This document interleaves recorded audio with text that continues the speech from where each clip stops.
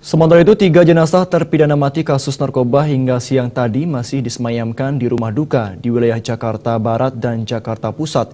Ketiga jenazah itu yakni 2 warga Australia, Andrew Chan dan Myuran Sukumaran, dan 1 warga Brasil, Rodrigo Gularte.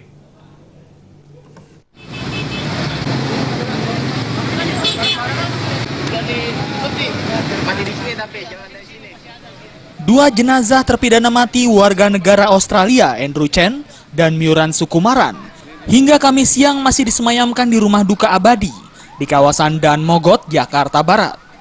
Sama dengan hari pertama persemayaman, di hari kedua ini, wartawan juga dilarang masuk ke ruang persemayaman. Wartawan hanya dapat meliput di luar rumah duka. Belum diketahui secara pasti kapan 2 jenazah tersebut diterbangkan ke Australia.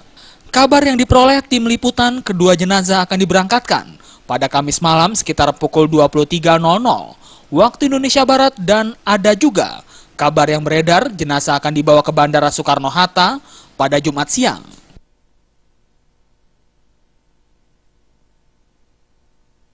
Kondisi serupa juga terjadi pada jenazah terpidana mati asal Brazil, Rodrigo Gularte. Hingga Kamis siang jenazah Rodrigo masih disemayamkan di rumah duka Rumah Sakit St. Carolus, Jakarta Pusat. Di tempat persemayaman ini juga tidak tampak adanya penjagaan ketat dari kepolisian. Hanya saja pintu ruangan tempat persemayamannya jenazah itu tertutup dan dikunci. Pihak keluarga korban juga tidak nampak berada di ruangan.